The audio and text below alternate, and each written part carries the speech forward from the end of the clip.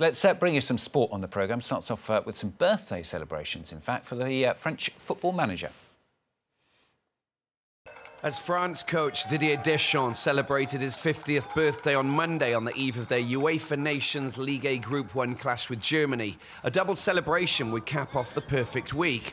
The only dampener for Deschamps were the remarks made by Laurent Koscielny, who claims he didn't get much support from the staff, having missed the world champion's mission to Russia with a ruptured Achilles heel.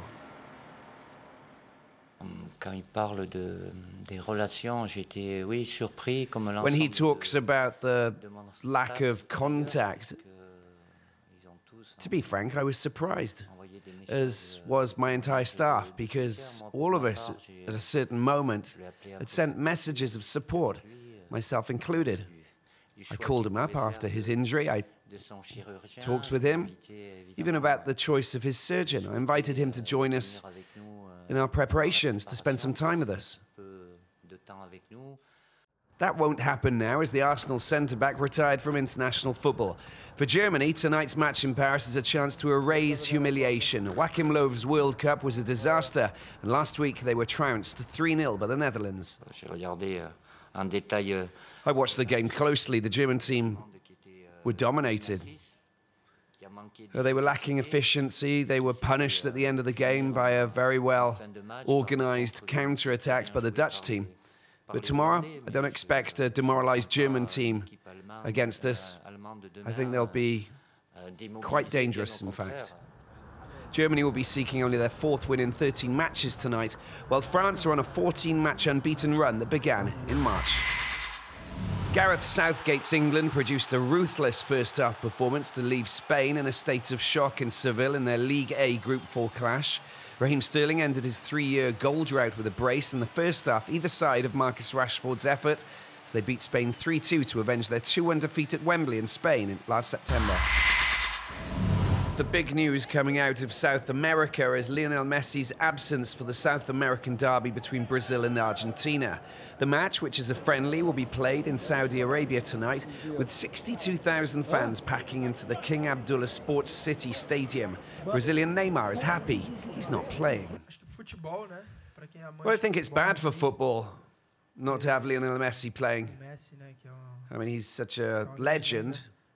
And to have him not play in this game, yeah, it's a shame. But for us, it's good. But I will insist and just say once again that the quality of this Argentina squad is top-notch. The quality of the players they have today are fantastic. We know it'll be a very tough game, and we must do what we must do in this derby and play some great football. Argentina are being led by an interim head coach, Lionel Scaloni, following the poor performance at the World Cup in Russia, which was Messi's last appearance for his country. Belgium's clash with the Netherlands tonight in Brussels is technically a friendly, but there'll be no love lost between the neighbours as they both try and outwit each other after fine performances in the Nations League last week. Belgium beat Switzerland 2-1 last week, which leaves coach Roberto Martinez full of confidence for tonight's battle of the Benelux countries. We need to show how strong we can be through the 23 players that we have, and clearly whoever's going to be on the pitch needs to show the winning mentality and that meaning behind playing for the Red Devils. So it's an important game for us, and it's a good measurement. You wouldn't get that in a normal friendly. We're going to get a good measurement in this game because it's not such a normal friendly game. Martinez lost his wingman this week, Thierry Henry, who accepted the vacant head coaching position at Monaco. The Spaniard understands his decision. We're all supportive of Thierry's move because Monaco is his home, is where he started as a player, and is a natural way to start his coaching career. He will be a top coach, there's no two doubts about it. Martinez is on a mission, but the Dutch are too, having eased past Germany 3-0 in their League A Group 1 clash on Saturday. Thierry Henry is already back at the club where his career began.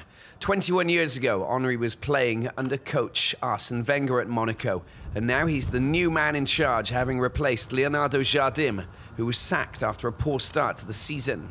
Henry has no experience as a manager, but 2 years working as an assistant coach at Belgium should work in his favour. Turkish prosecutors have charged Barcelona midfielder Arda Turan over an alleged fight with a prominent singer, asking for the footballer to be sentenced to 12.5 years in jail.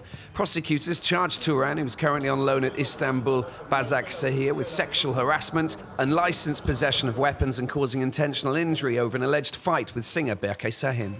Latest